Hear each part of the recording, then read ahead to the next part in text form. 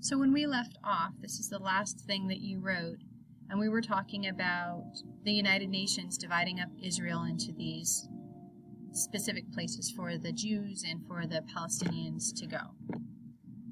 All the Islamic countries voted against the partitioning of Israel, and the Palestinians rejected it outright. They argued the United Nations didn't have the right to partition a country without even considering the wishes of the majority of the people. Finally, the date was set for the formation of Israel, May 14th of 1948.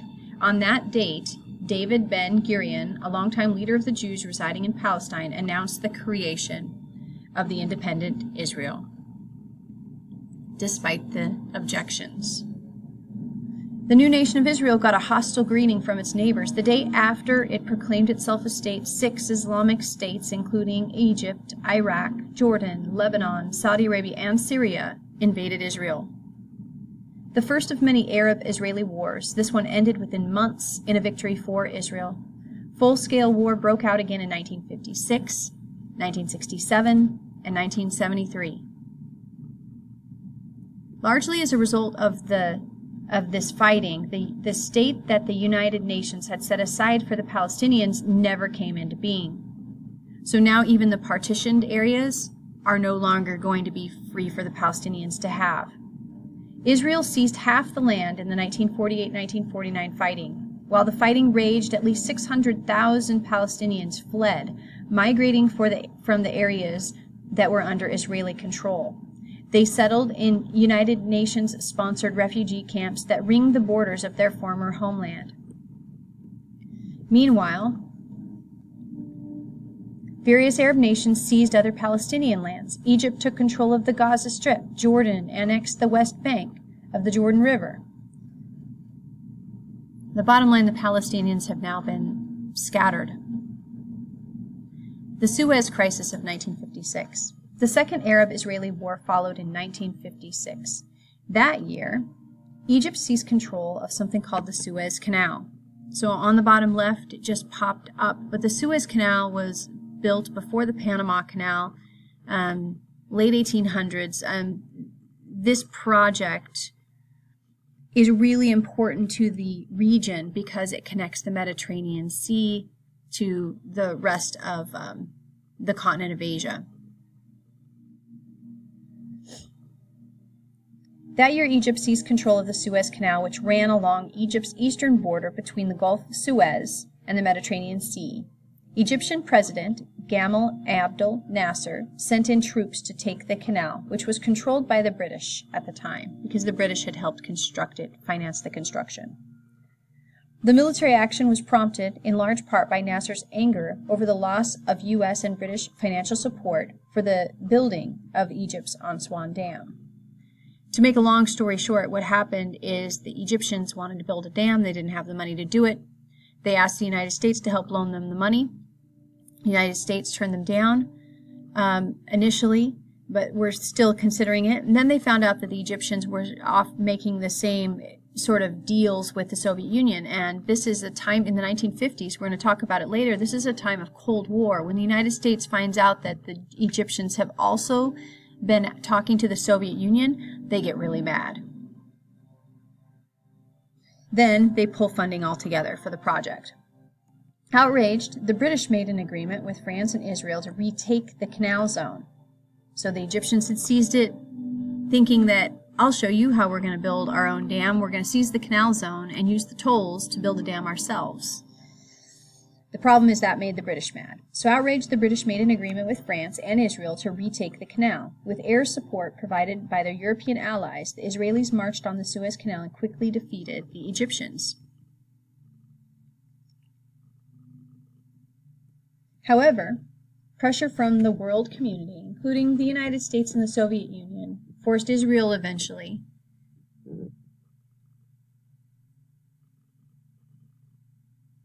to withdraw from Egypt.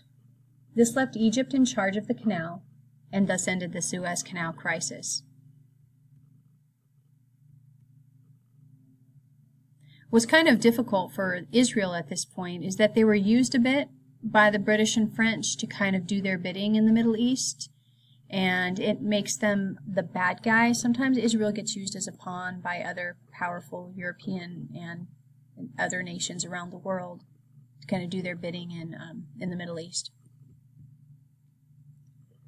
So eventually they return the Canal Zone, but not before there's a whole lot of conflict. Okay, a little bit more.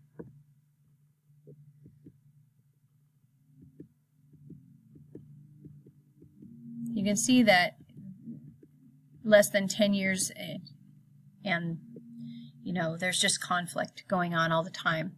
So the Suez Canal Zone is right up here. This is it, right in here. Really valuable to seize that. The Suez and the Panama Canal are both supposed to be international waters where you're not supposed to discriminate whose ships can move through the canal zone because they're international waters as long as they pay the toll like everybody else. But there have been times in history when people haven't been fair about the canal zone. That whole Sinai Peninsula is going to become a problem too. Okay, tensions between Israel and Arab states began to build again in the years following the resolution of the Suez Canal. By early 1967, Gamal Nasser and his Arab allies, equipped with Soviet tanks and aircraft, felt ready to confront Israel. "We're eager for battle in order to force the enemy to awake from his dreams," Nasser announced, "and meet Arab reality face to face." So he moved to close off the Gulf of Aqaba, Israel's outlet to the Red Sea. That's down here, right in this area, right here. Didn't want him to have access to that. Convinced that Arabs were about to attack, the Israelis struck airfields in Egypt, Iran, Jordan, and Syria. Safe from air attack now, Israeli ground forces struck like lightning on 3 fronts. Israel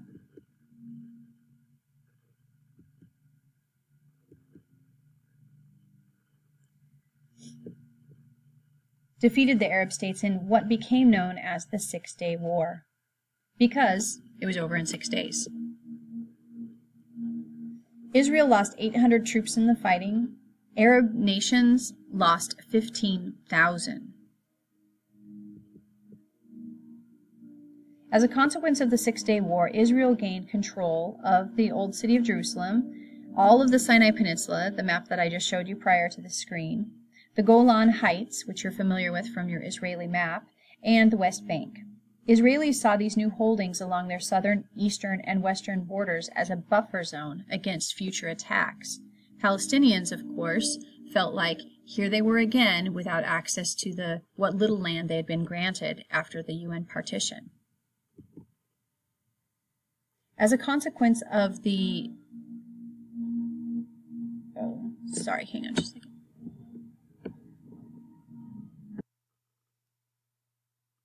Palestinians who lived in Jerusalem were given the choice of Israeli or Jordanian citizenship.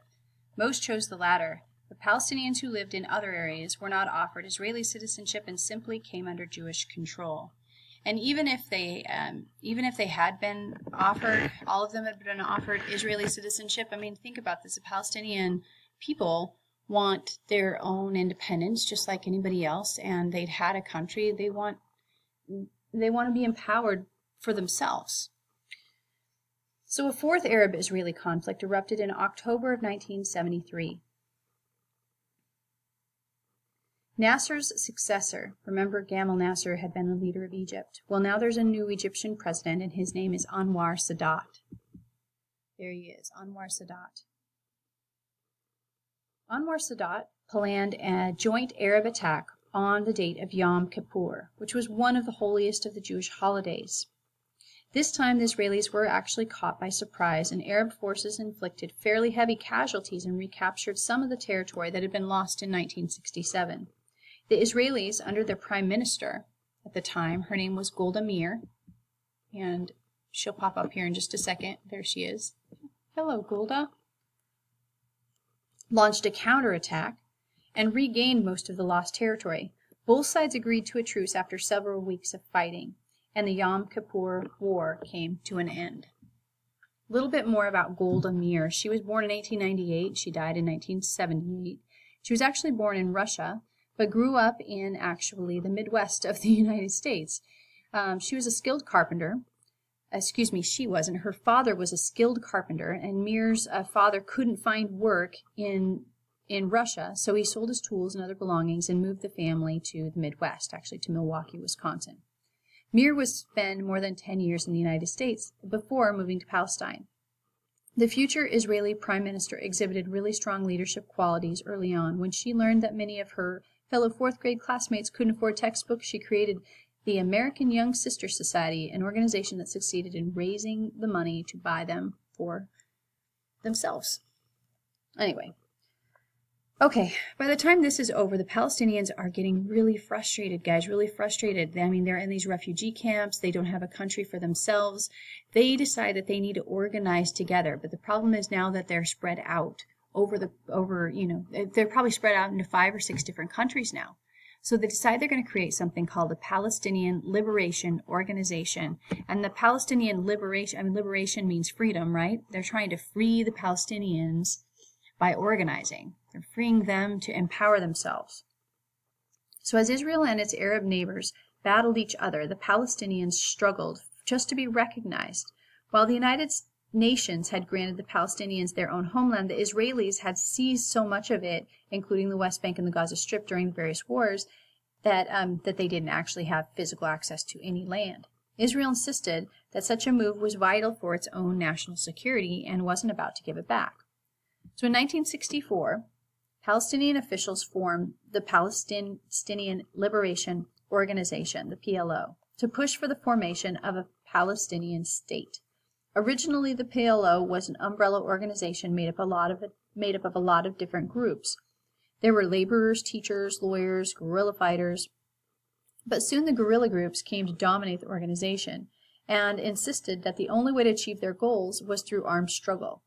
In 1969, a guy named Yasser Arafat, here he is up here, there's Yasser. I could have picked a better picture of him because he looks kind of menacing there, and he's not necessarily a menacing guy, but that's Yasser Arafat right here.